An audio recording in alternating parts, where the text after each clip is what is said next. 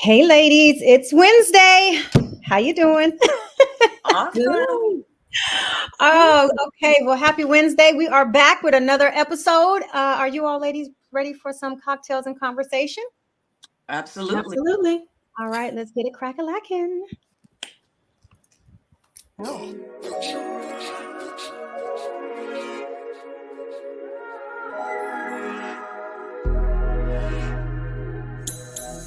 Are you ready for cocktails and conversation? Are you ready for cocktails and conversation? Are you ready for cocktails and conversation?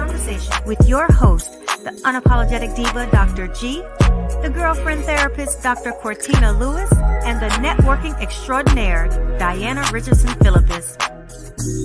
Are you ready for cocktails and conversation?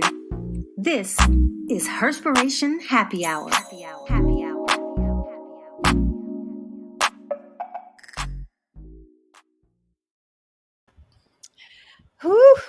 It is Wednesday, another wind down Wednesday. I'm kind of having some wine, but I want to hear what we have for our drink of today. Oh, are you drinking it? A twist on it. Okay. Exactly. But without further ado, I'm going to introduce tonight's cocktail. It is called the Entrepreneurial Elixir. And so this cocktail combines a fiery passion of jalapeno infused tequila with the sweet and sophistication of pineapple and a touch of lime for balance. It's not only a tantalizing treat for our taste buds, but it's also kind of like a metaphor for that blend of passion and strategy required for entrepreneurial success. So it has very vibrant colors and bold flavors, and it is sure to be a hit at any networking or business gathering. And so in order to make this tantalizing cocktail, you would need 2 ounces of jalapeno infused tequila, 1 ounce of pineapple juice, 0.5 ounces of lime juice, 0.5 ounces of simple syrup, a few jalapeno slices for garnish, and a pineapple wedge as well. And you pour all of that, you shake it together, and then you can pour it over ice. Mm. Okay, Awesome. okay. I love tequila, so I will definitely be trying. I like tequila. I like tequila in different things, mostly because it doesn't really start off sweet, and you can kind of you can finesse it where if it's too sweet, you can add a little bit more tequila to cut some of the sweetness off. What did you twist yours with?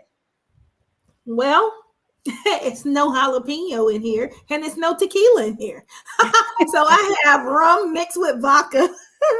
So I have raspberry vodka mixed with coconut rum and 3 splashes of cranberry juice, a little bit of lavender flower, and some simple syrup with a dehydrated lime wedge. That sounds good. Wait a minute, you have dehydrated limes at your house? Mm-hmm. You know what? You're showing out. And oranges and blood oranges. You know, Okay, look, I'm not even going to say anything. I've been thinking about dehydrating different things. I already do like stuff for the dog, including I just started making like my own little chips. They're beet chips. I dehydrate them, so they're actually really good. So before we really kick off this episode, I really want to have some conversations and it makes me very sad that, when I'm logging online, and in the past, yes, I have seen missing teens, but nobody who it directly ever impacted that I've known at some capacity. And so right now there are 2 teens that are missing. One is one we have in the Orlando area. Cortina, she's near you. Janiah Jackson. Mm-hmm. Yeah, that's one. And it's, she has mental health issues. And you said recently, they said that she had getting inside of a dark color, like I guess a crossover or a small SUV vehicle. Mm-hmm. She was standing there for a little bit, and then she got into the vehicle. And that makes me sad. And so there is There is another one that her name is Alexandria Chatman, and she's missing out of the Memphis area. And I'll share that one with you all as well. Let me see if I could pull this up on here. Well, it doesn't let me see if it lets me do it really quick. And it's not. But her name is Alexandria Chatman. And what makes this one like really, really hit home is that she's the author of her name is Ashley G. Smith. And that's her baby sister.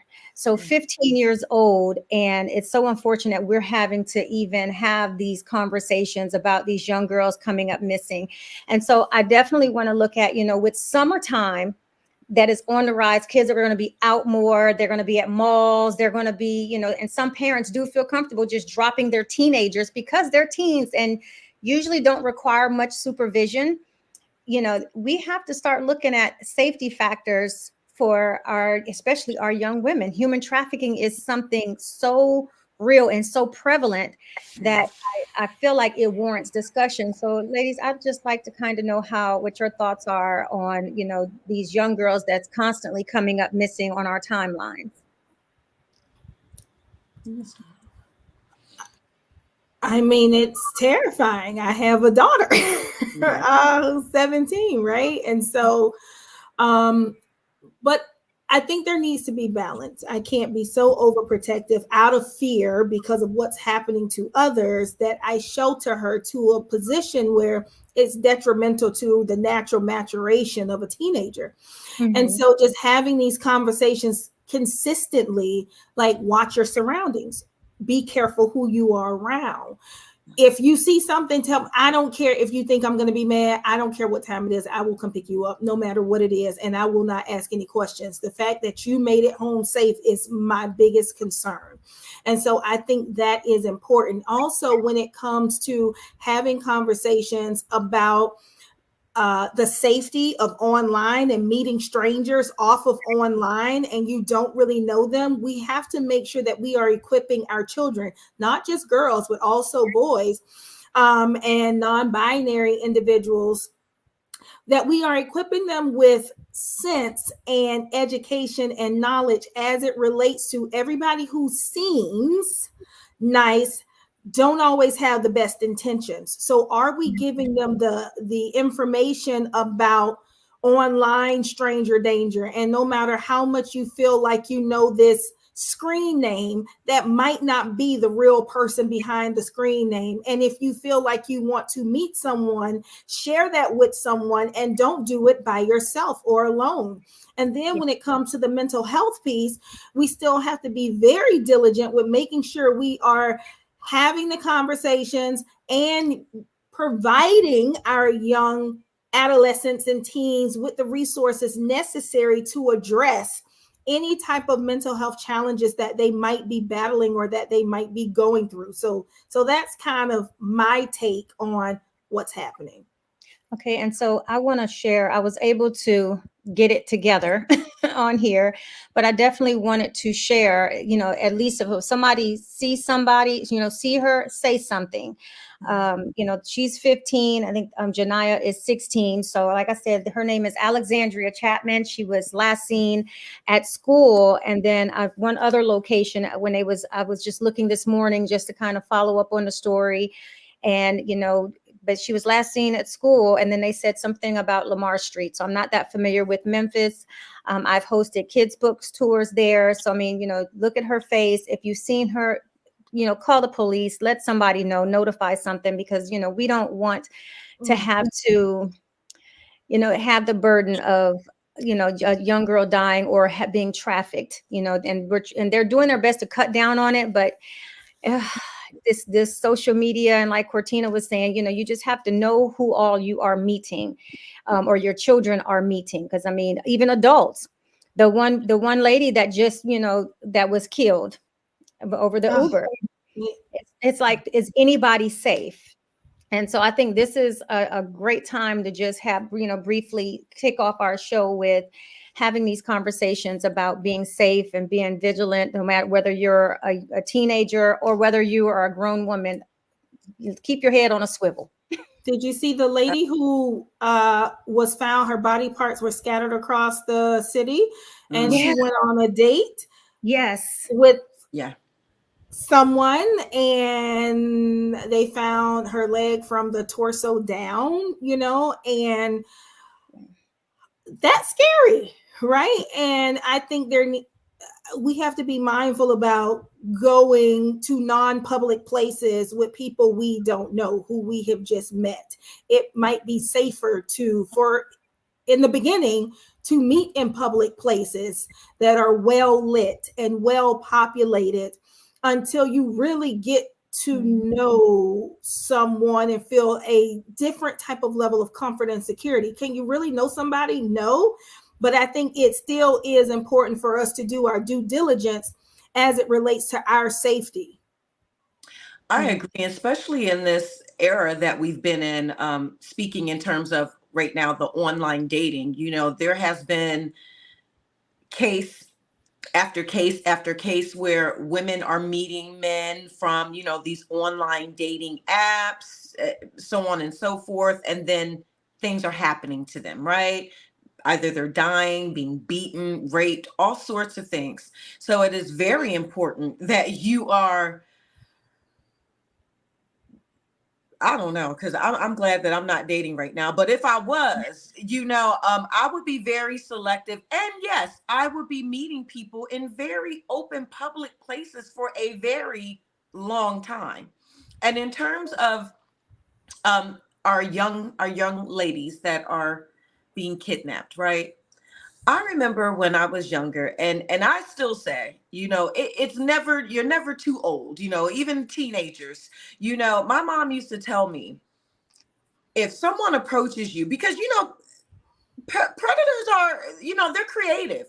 Oh, your mom told me to come pick you up. Your mom said, or anybody, that could really happen. And maybe try a code word. That's what my mom gave us. She was like, if somebody comes to you and says, hey, I said, to pick you up or anything, this is a code word. If they don't have the code word, do not go with them. Yeah. So it is very important that we are educating our youth. I don't have children, but I do have two nieces, who are now, they're getting up there in age. They're 7 and 8, and it's a scary thing, because it's real out here. I've been in a situation before where I believe in my heart that had I opened my door, I don't know, the white van era, that's what it was. So, I mean, we can call it sex trafficking. I don't know. Someone was watching me many years ago. And if I would have opened my door, I don't even know if I would be sitting here today. So it's very important that, yes, we keep our head on the swivel and that we use common sense. Yeah. At all times. I was going to say, look, I'm in my 40s and I was just at a location on Sunday. There is a filmmaker who is filming a documentary about mental health therapists and their experience with finding providers and everything like that. So like mental health for the mental health healer. And so the filming was taking place at a hotel. Okay. When I got there, and not that I believe that this person was going to do something, but you just never know. I shared my location with my husband. I said, this is where I am. If you don't hear from me in 2 hours, this is my location. And not because I thought something would happen, but you just never know. That's you right. have to be vigilant. And I'd rather give out information and not need it than not have given out any information and they need it. That's right. This is who I'm meeting.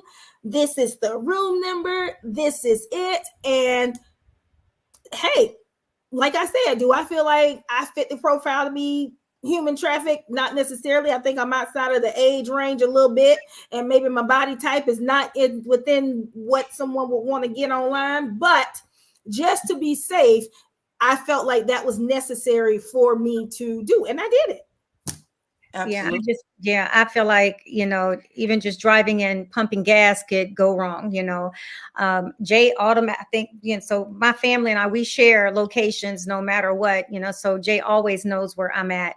A lot of my single friends, I know where they're at because I share locations with them. You just never know what's going to take place, what's going to happen. I also feel like, single friends, you can always tell their location. If you don't hear from them in a while and they're not answering the phone, they live alone. And so I'm like, okay, she's been home and she hasn't answered the phone. If I got to do a wellness check, somebody go over there.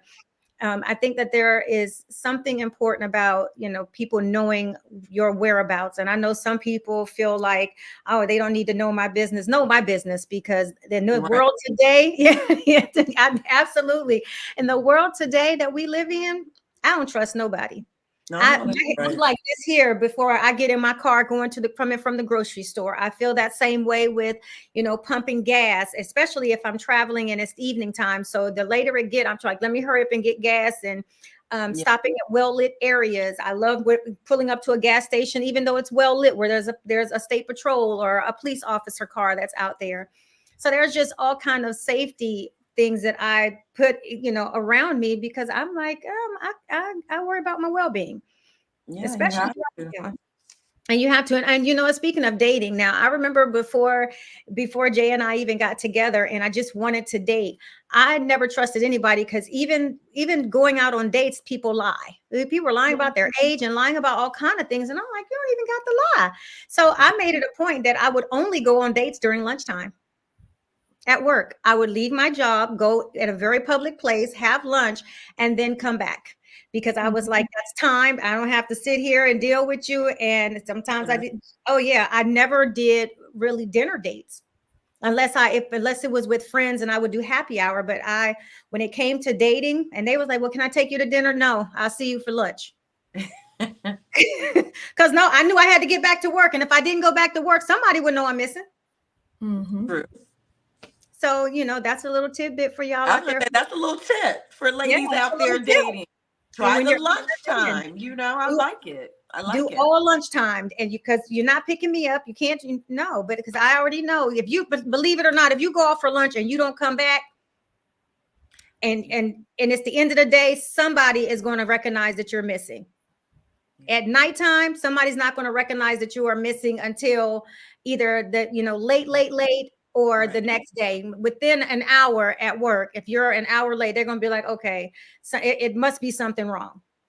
Absolutely. So there's definitely a little dating tip for those out there, especially y'all on those apps. Don't trust anybody. I just believe that girl just got her whole body cut up in pieces and Wait a minute. Okay, what? Because I am an advocate for online dating and apps. Oh, right? I didn't say. I'm just saying though.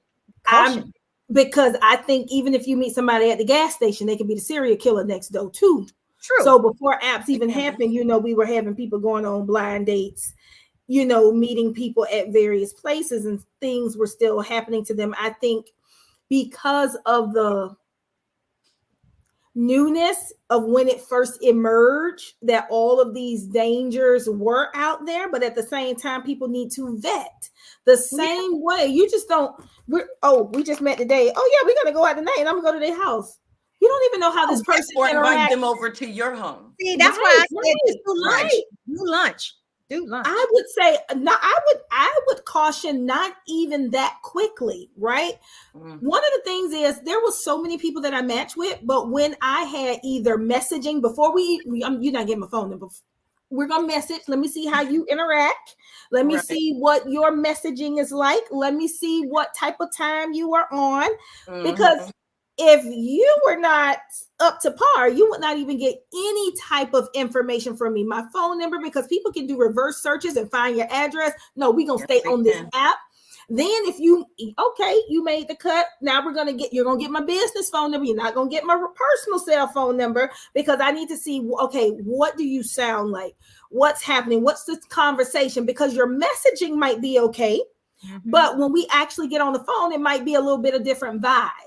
And so it wasn't until I was comfortable enough, and I'm not saying fully comfortable when I'm going to your house, but comfortable enough to meet you in public, that I would say, okay, let's go someplace public to meet, because now I got to see what the physical interaction is as it relates to us sitting in front of each other. Are we just looking at each other and you looking at your phone, or are we engaged in the conversation? So for me, when I was dating online and when I am having different types of talks with my dating group, we talk about these different types of things, right? We have to make sure we're not so anxious that we are missing red flags, and that we are not being cognizant of the internal flares that's going off, like wrong road. No, we don't want to do this. Okay. Because we're so anxious to meet someone and be with someone and start something new and fresh, because it can be exhilarating. It can be exciting. And so let's not lie and say, that it isn't meeting someone new. But at the same time, we have to include those precautionary type of things so that we stay safe, so that we make it home. Exactly. No, and so for me, I was not on an app when I met these people, but I was like the happy hour queen. So I would go out and I would literally meet people, and they were like, "Oh, I'd like to take you out lunchtime." Well, I know it was a number. I already knew where I was going to be meeting, because I didn't really want a relationship. So there was no need for me to be on an app. Well, I feel like people thought maybe that I was a call girl, because I would go to the same place with all my dates. It's comfortable for me. We going to you want to go this way? We going. So they probably was like, "Girl, stop it!" She said, "Call girl, stop." She got somebody different every day. What is going on with her? I did plenty of fish, and this was like, I don't even 20. I don't know, a long time ago. Let me put it that way. I heard the pond was dirty now. Yeah, well, I mean, it depends. It was interesting, right? Because when I was working, and I was single at this time, and I had one of my coworkers, she had met her husband on Plenty of Fish. And she was like, "You should try Plenty of Fish." I was like, "Okay." So I made my little profile. I mean, ding, ding, ding, ding, ding. And so I found one guy that I thought that I kind of liked a little bit. So we were talking, ended up giving him my number. I was turned off from the whole app. Let me just say it that way. It just felt like, and not just him, but some of the conversation, it just felt like it was a hookup site to me. And it really just, I just put it in the Lord's hands and was like, "When you ready to deliver me somebody, I mean, I'll just wait patiently. I'm gonna wait and get off this app." And I hadn't been on any, but I know a lot of people who have utilized apps. Yeah. Match.com. What is eHarmony? Our Time. Yeah. Yeah. Christian Bumble, Christian Mingle. Christian Mingle. So I don't know about Tinder though. I do know a lot of people that did what is that? The swipe left. Yeah, Tinder is great. Left. Tinder is, so this is what I will say about apps, right? It gives you a lot of opportunity very quickly. It's very different than dating in real life. So you may get a lot more trash, and you may feel like the apps are trash, but it's not like you're meeting one person at a time in the real life. And it gives you the ability to sift through people much more quickly, especially if you are busy and you don't really necessarily put yourself in situations, and you might not want to meet anybody or date anybody in your same field, or going to a conference because it's in your lane and you're like, nah, that's a little bit too close to what I do. It gives you a bigger pool. Now, is there piss in the pool? Yes. However, what I like to say is, if I'm on this app, I have to know that there is somebody else like me that has the same desire and not on this foolishness. And so, yes, you are going to have to sift through a little bit.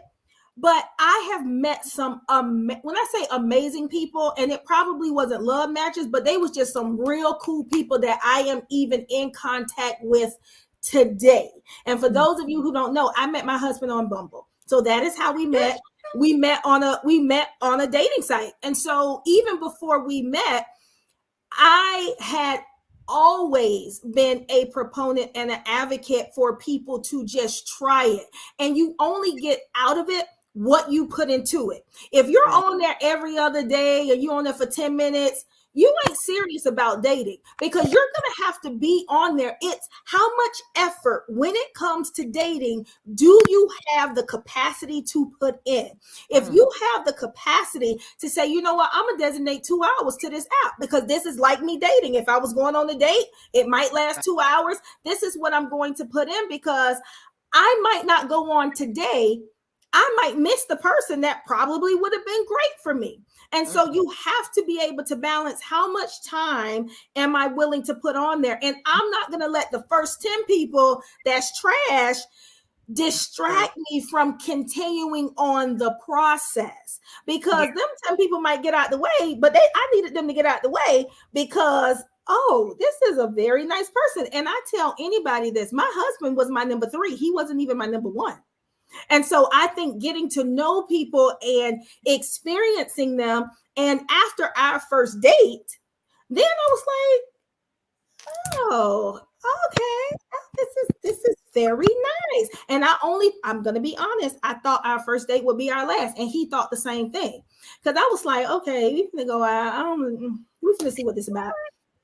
Because like I said, my mind was on somebody else. I was like, okay, I'm going to do this person.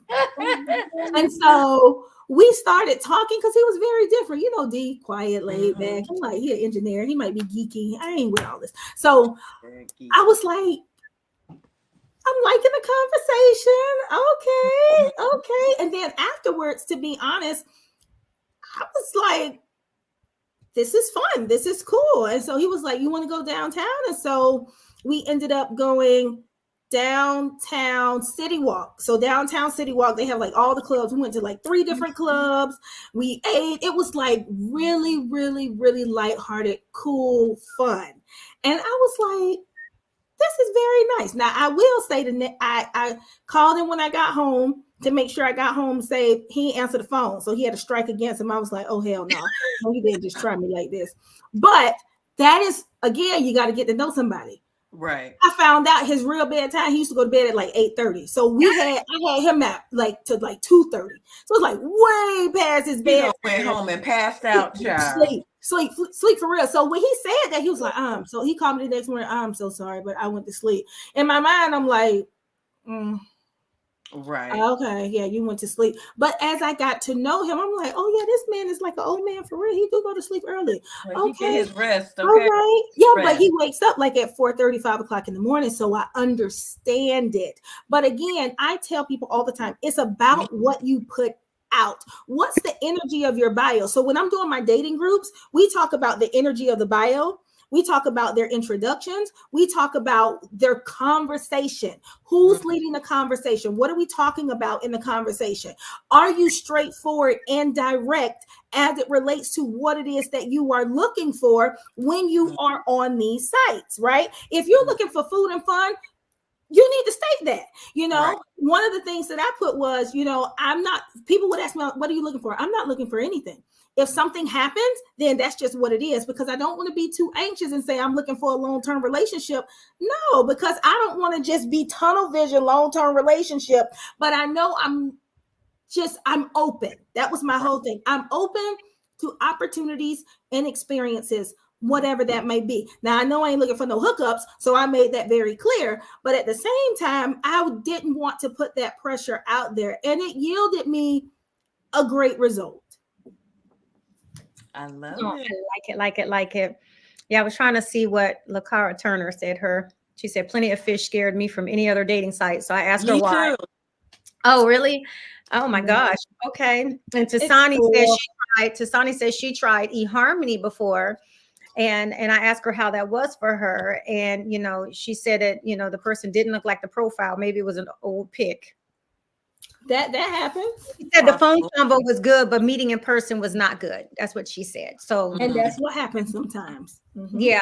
I mean, and you know what, but I always say, no matter what, there's always going to be a few bad apples that will ruin the bunch. And so I think that's why so many people try to, they're creating dating apps, hoping to make things safer, more serious. I have known people who have been on dating sites where the people were married on there, saying that they were separated and they were really married. I'm like, what? You gonna get that in real life too? Yeah, you will. Yeah. So I'm just like, what in the world? Oh, she said she felt overwhelmed with all the messages to the point it scared her off. Okay. So they will come in. They will run you down now. They so you got to get they run you down. But no, you got to get the updated. You got to get the paid. So on Bumble, I did not have the paid version because I was already paying for Tinder. And so when you pay a little bit, you know, you will only be able to get messages from people who you match with together. So if you might swipe on them, they cannot even message you. So that's one thing. And then, like I said, I was willing to, because I was in a position where I felt like I was ready to date. I was willing to pay a little bit, but I ended up finding my little king right there on the little free one, child. I was like, this is mama. I already paid for one. I'm not going to be paying for all of these. But, you know, and then it was the relationship that I had for 5 years that I met in person.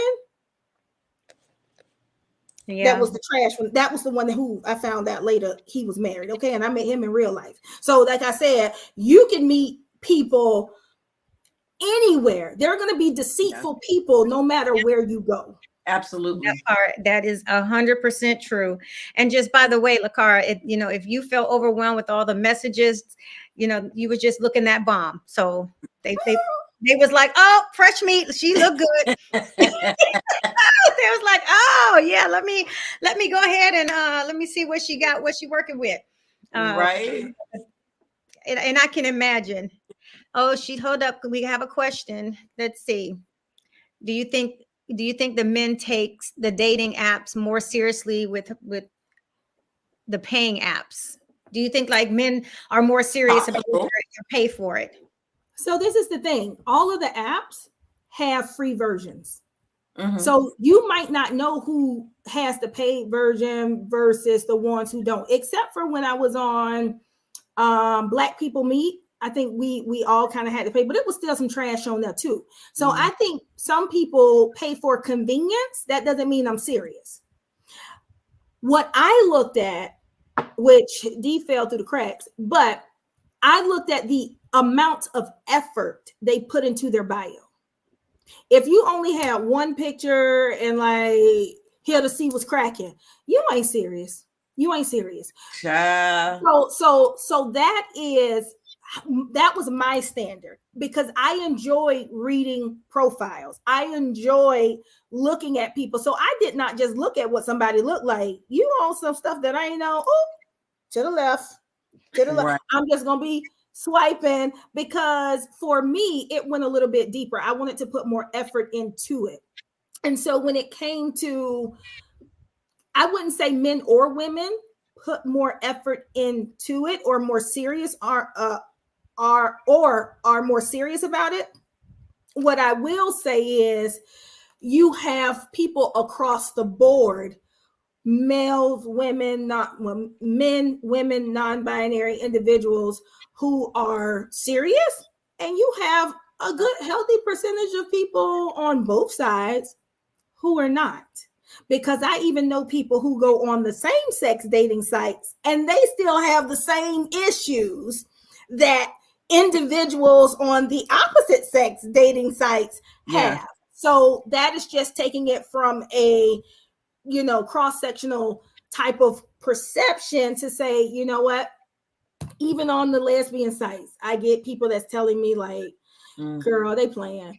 And even on the gay sites, like they not, they just want to be out here, you know, hoeing around. So it really just depends. If you're serious, you have to know that there is somebody else on this app that is as serious as you are. And like I said, I met some great people. It was one person that I met before I met D. He actually lived in Orlando. I didn't live in Orlando, but he was really ready for a serious relationship, which at that point I was too, but he would not commit because of the distance between us. Just so happened, I ended up moving up here, and he is a cousin to one of our very close friends. Small world. But he was very upfront with me. He met somebody while he was here, and he was like, and we always told each other, if we meet somebody, we'll tell each other. And he ended up meeting the person who is now his wife, and I'm happy for them. But he was a cool guy. He had his stuff together and everything. And I met him on the app. Like I said, I met some amazing people on the app. He was good, but I also met some other amazing people, but there was just no love match, but we still check on each other and everything like that. So everybody ain't piss and trash and everything. It's some of that in there, but it's also some really good people as well. So in your opinion, do you feel, I mean, of course you met your husband on the free side. Do you, in the people that you talk to that are on these dating sites, meeting different people, is infidelity ever an issue for a lot of them, the people that they meet and have relationships with? Because I mean, if you're kind of starting to see somebody, but they keep the app open, so this is the thing. You have to have a conversation, because even when me and Dee started dating, we weren't exclusive. So I'm still swiping, baby, because you said lock me down yet. We ain't there. So I think that it's a conversation that you have with that person. And we were very honest, like, I'm dating. So that means I'm going on dates, right? I'm not going to give you blah, blah, blah detail, but if I'm unavailable, we're cool. We're kicking it. And so I think that's where communication comes in. You have to be able to communicate exactly where you are. If you want me exclusively, baby, what are you doing? Are we exclusively dating in a non-monogamous or monogamous type of way? Is that what we're doing? Okay, so now I know the guidelines. And so what does that mean for each other? If we're just trying to see where this might be able to go, you're free to do whatever you want to do, as am I. And so that's where it is. And so I think when people start to think of infidelity, it's because there is not a clearly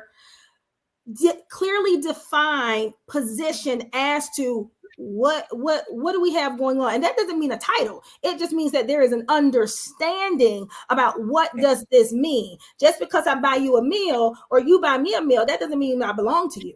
That just means we broke bread. We had a meal together. Now we need to have a deeper conversation, because, okay, we can be dating and then we move to maybe dating exclusively. That doesn't mean that we're an item. It just means we're dating and we want to be focused on one another without the distraction of dating other people. Okay, then we might move to dating exclusively. We are an item.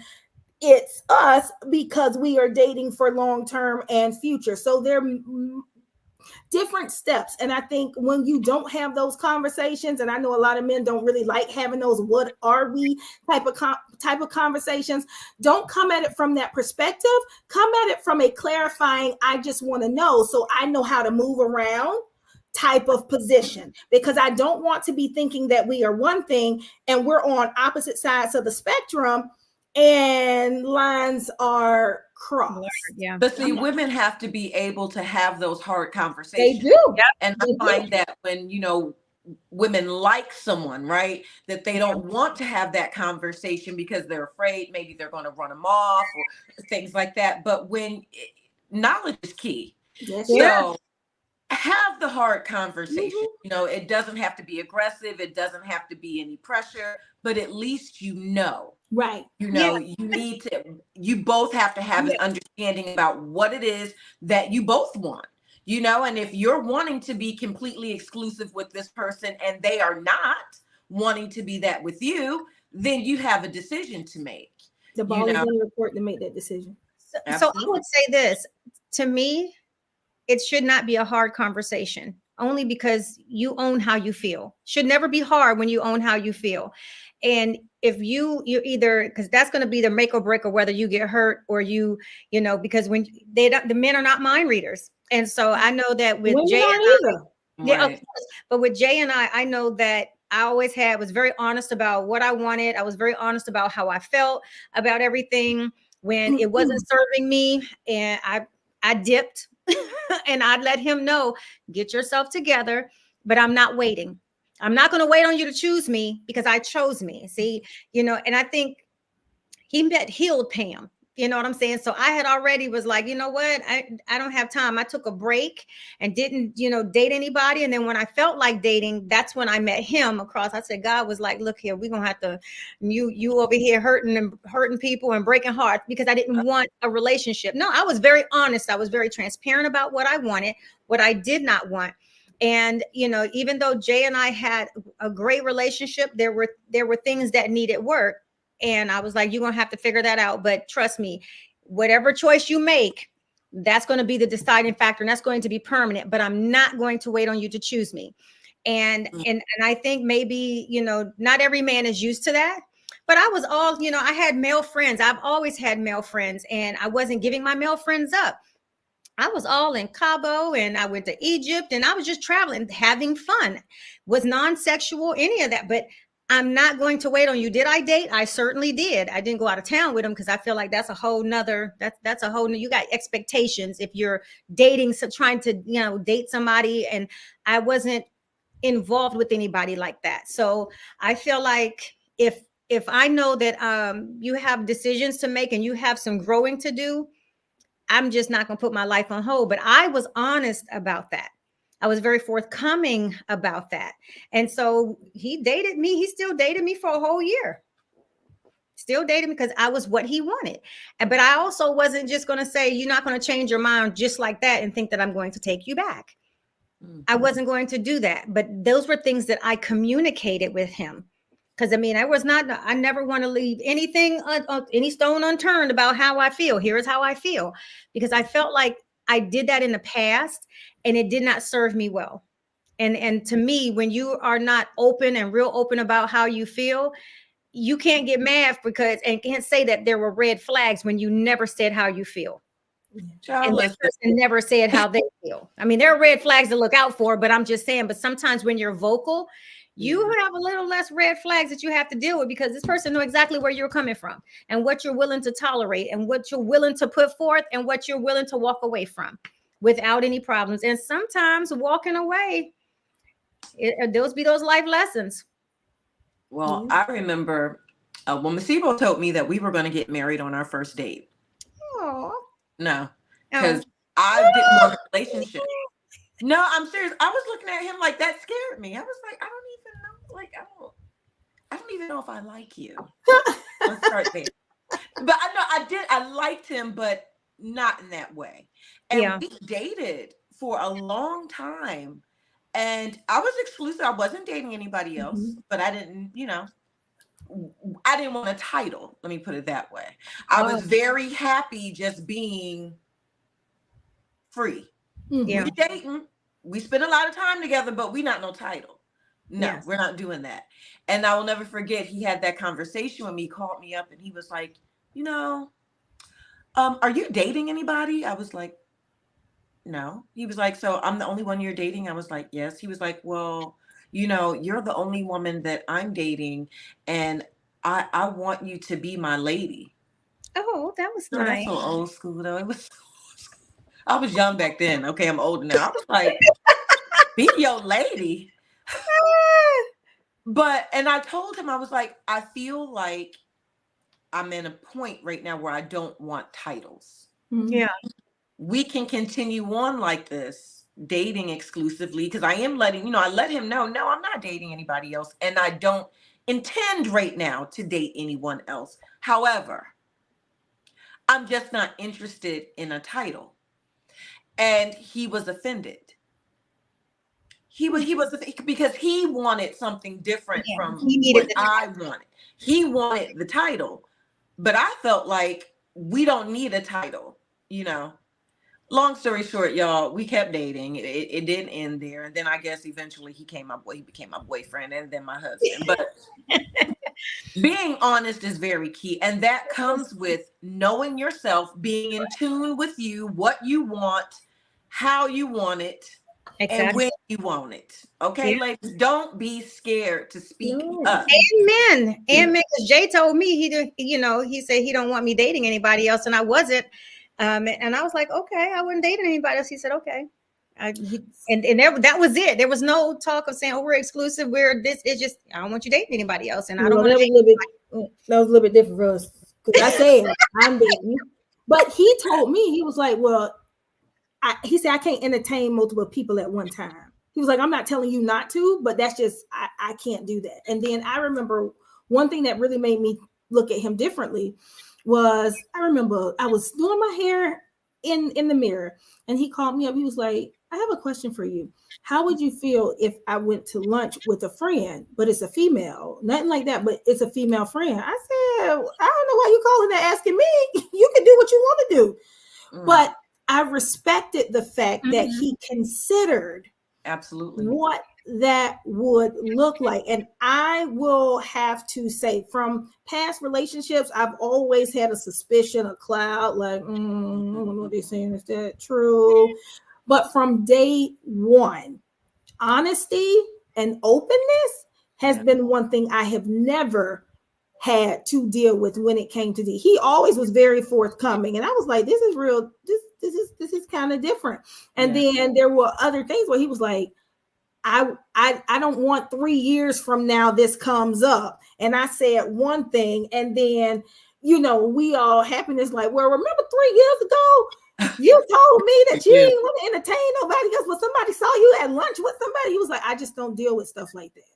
And so from there, he moved up a little bit higher on because sometimes you don't know what's most important. You may be kicking it with somebody else and like you laughing, kikiing and everything, but when it comes to emotional security, sometimes it's packaged very differently than we ever expected.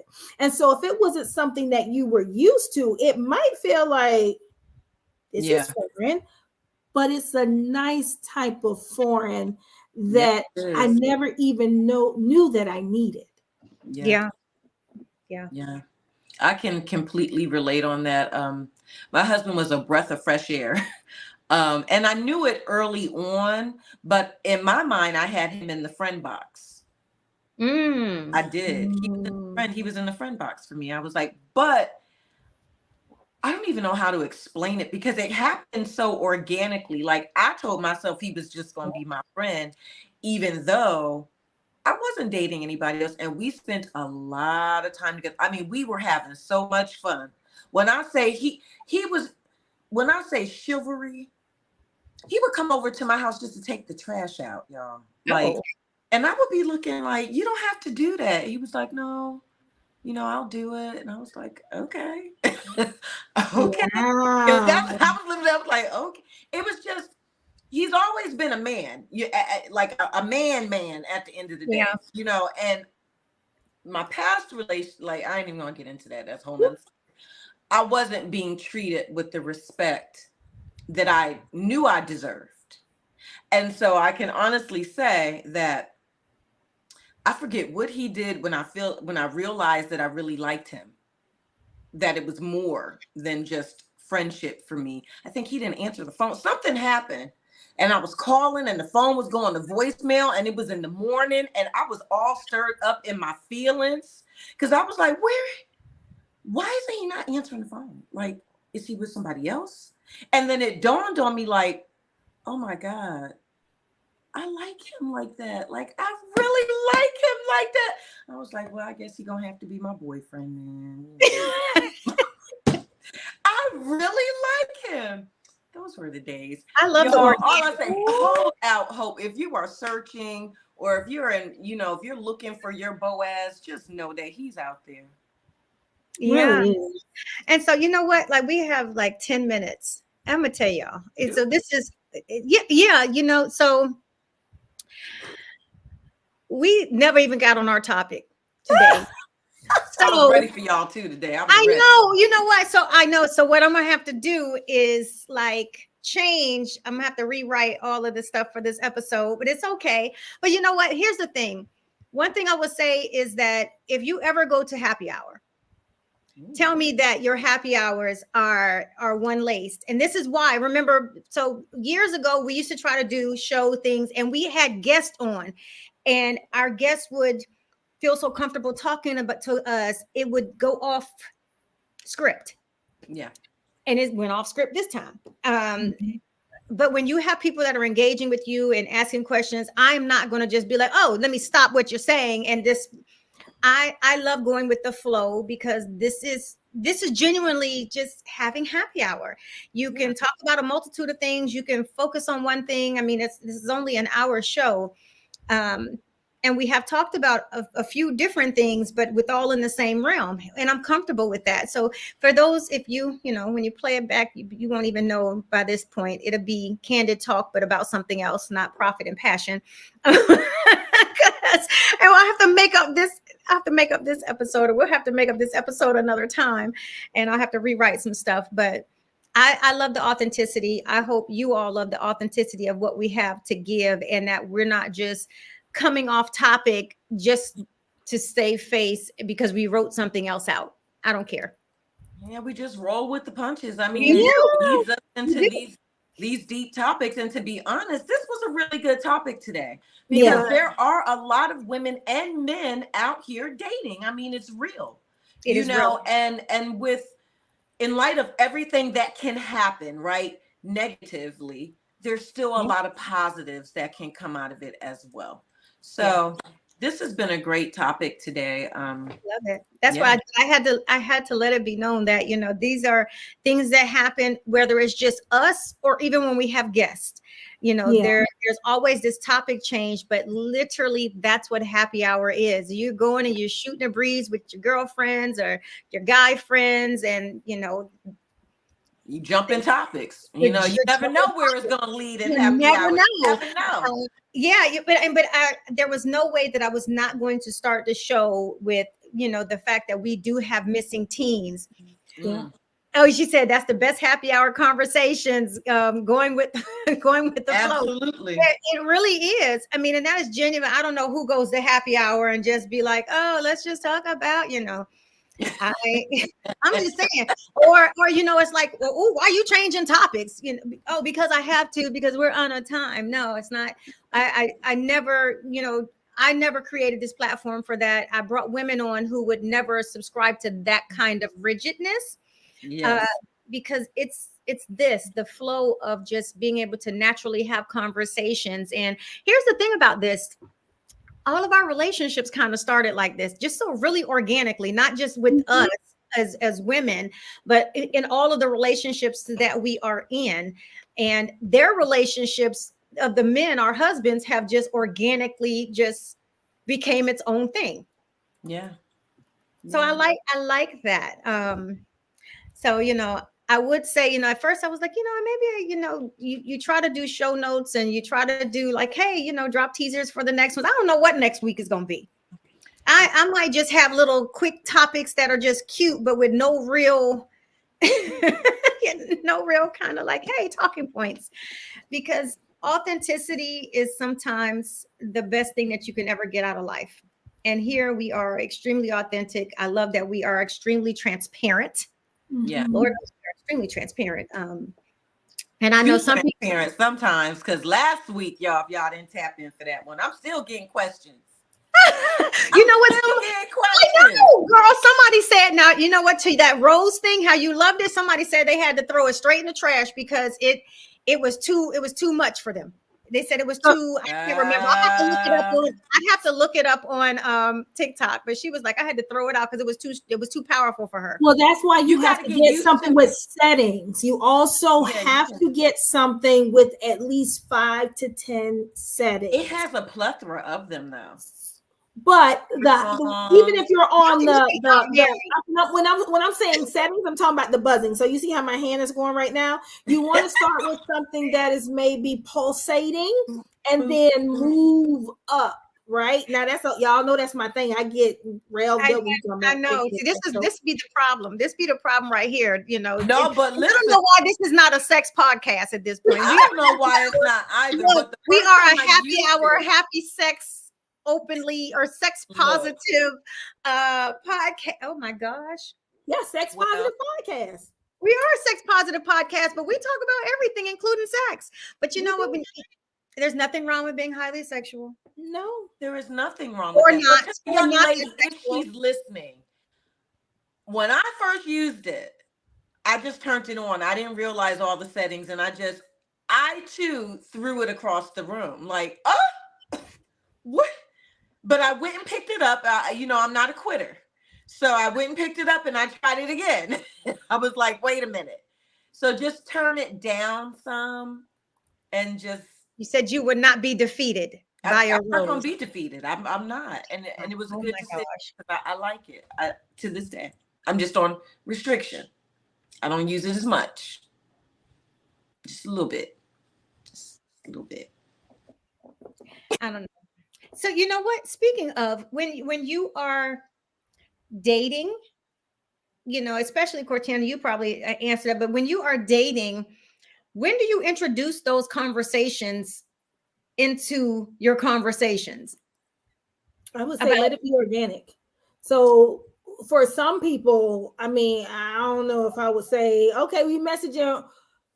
What are we like? Well, pump your brakes. I don't even know if I want to continue messaging you. So don't be asking me that all early because they'll be like, weirdo. Okay, no, we're not doing this. So I think that it is appropriate as the conversation is developing, there will be windows of opportunity to be able to interject that. Because if we're just getting to know each other, I don't even know if I want to actually go on a date with you outside of this phone conversation. So we ain't going. I'm definitely not going to be asking you what is this. But after we've gone on a few dates, and I'm noticing that you know what, I'm really into you, and although I may not be looking for a committed relationship right now, I would like for us to continuously have open conversations about where can this go or where do we see it going.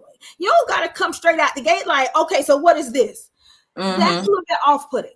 You want to be able to craft it very directly where you are clear on what it is that you're asking, but not in a very curt, attitude-y type of way. And so I think weaving it in the conversation, you would be able to not put somebody who's not ready for that on the defense, but they will be able to respond to you in a clear way without it being a knee-jerk type reaction to, God damn, I wasn't ready for that's where we are already.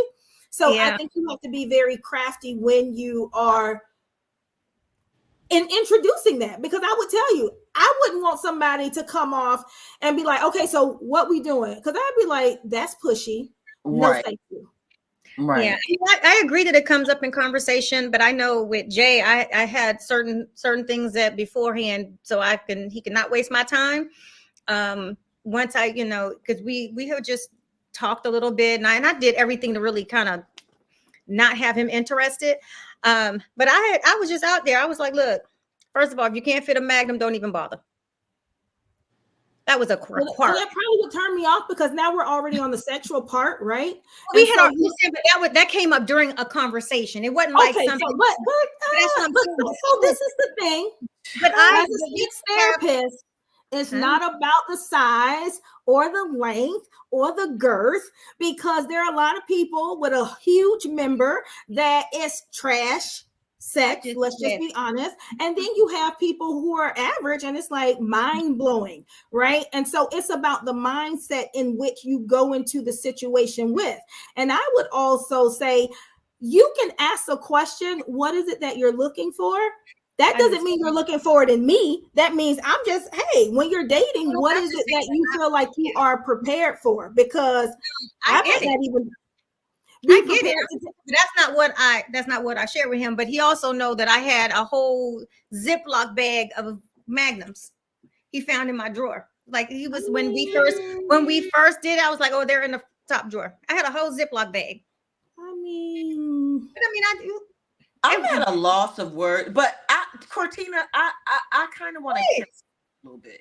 Now I do understand that there are some very well-endowed men who their lovemaking skills may not be the best, right? But women, we know what we like, right? You can't have a baby finger. I prefer. You can't have a baby finger. What I'm saying you cannot. I've tried that before. It did not work. It did not work. So this is what you got to look at, right? You, as I've gotten older, I don't want a 10-inch penis. I'm sorry. I want to be able to enjoy sex. I didn't say 10. I'm just saying, so when we're talking, so again, I like my organs. but wait a minute. That part. Everybody's definition of what well endowed is very different. So if you're gonna have the conversation, you can't just say, okay, can you fit a condom like what a magnum? Because let's be honest, you have this whole thing to my elbow can fit in a regular size condom. All right. So trust me, I've tried it before, right? Because I'm a sex educator. This whole thing, if I don't want this going inside of me, trust me that the average person is able to fit a regular condom, right? So what if I'm just used to wearing regular condoms? And if I tell you, I don't know if I can fit a magnum. I don't know. I'm not measuring it or anything. I might not have a working framework to start from. And again, so should they be very I'm a little bit biased. Size, then I'm 6 inches and above, or I'm biased because you have to understand. I come from a communicable disease. I was a community sex educator, so I packaged condoms. I gave out those type of resources. So my knowledge base, you would have to be very descriptive with me, and I would probably be more descriptive than the average person because of my background, right? So I'm not asking you ladies to do that, but for me, sitting here talking to you, I would probably have a lot of questions, specifically like when you say this, like what does this mean? You said it's the motion in the ocean. What are you trying to say as it relates? Because hell, if I check off that box, that might be the only box that I can check off, and it's great, but I might be a trash human being. So those are the things that you want to consider and that you want to take into account as it relates to, and this is not for any of us on here because we're married, not unless we're looking for new partners, but you know, are we looking at some stuff? We're going to talk about funding and actually. Diana. I'm sorry, y'all. I apologize. I'm trying to multitask. I have mute yourself. Oh, huh? Am I muted? No, you're not. Oh. I mean, we're over the time anyway, but go, do your thing, boo. Okay, go ahead, Cortina. I'm like, what the I can say I muted the wrong one, y'all. So go ahead. Let me mute this. I'm thinking y'all can't hear this, but in all actuality, they can't hear me. No, we're in it too. Yeah, we're in it. We're all in it. So when we are asking, and these are for the ladies who are going to, and men and non-binary individuals that are going to be dating, be prepared for the answer that you get. Because you might have that one line question, but they may hit you with some of the questions I'm gonna come back with, and you're gonna be like a deer in the headlights, like, what the hell? I done opened this can and I wasn't even prepared for the response that I was gonna get, because they going real deep, because that would be important. Because if somebody were to ask me that, we gonna go way to the end of the spectrum, because I'm gonna want to know, okay, well, tell me, are you vanilla? Are you into kink? If so, what type of kinks are you into? You know what? Because that would be for me the next question. Okay, we're talking about this, but there are other ways to derive pleasure. If you're only worried about size, and this is just for me, this is nothing about you, Pam, but this is just, if someone says that to me, I'm going to feel like their scope and their view of the sexual experience relating to pleasure is very narrow, because there are so many things that you can engage in without penetration that can give you more of a mind-blowing orgasm and pleasurable experience than the penetration itself. So for me, I would say, what else have you explored? Because if the focus is on that, we have to expand your horizon, man, because if that's what you're worried about, honey, you're not ready for me. All right. There's so many things I could answer, but I would not do it here. But yeah, there are so many things, but it's okay. I also feel like to each his own, and I'm not saying you guys. And first of all, I'm like you, Diana. I like my insides I know. I love you guys. I gotta go. I gotta jump on another call, but I love you guys. Great talk today. Yes. You guys, I'm at Diana Richardson Philippus, all social media platforms. Until next week. Cheers. Cheers. And I know I'm gonna be ending this soon because we're gonna be having some conversation, but I feel like believe me, I'm like Diana. There's no way I love my insides, but I also am very keen on what I like and don't like. I don't even want one this big. What the fuck? Maybe the girth, but the length, no, I'm good. I don't But our need it. choice, you know what, we're gonna have to there's an episode coming up where we're going to have conversations that are like heavily penetrated on so many different things. Okay. And I have it, and that one will stay on topic. And I only know that because it's going to be one of those. We're going to have some surprise guests that will be coming on that to have those conversations, and it's going to be deep and dope. I like that. Deep and dope. No pun intended. Over. Well, damn. Okay. Well, yeah. I guess you got a point.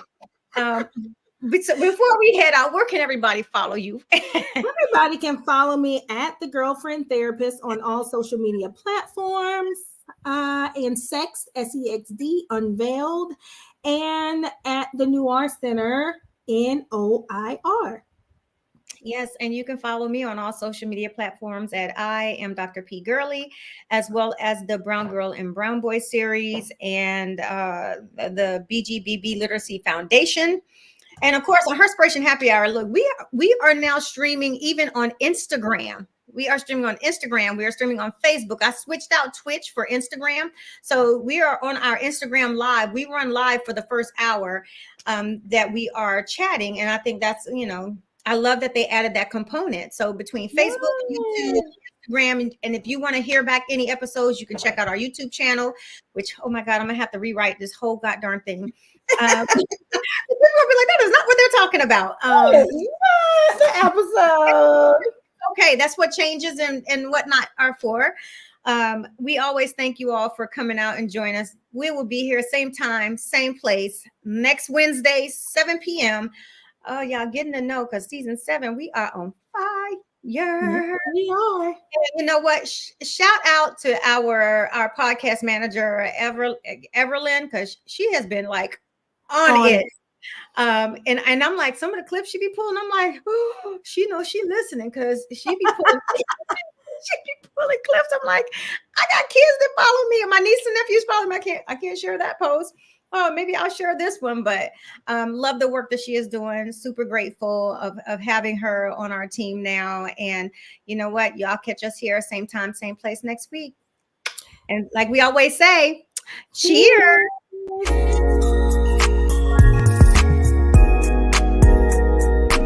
This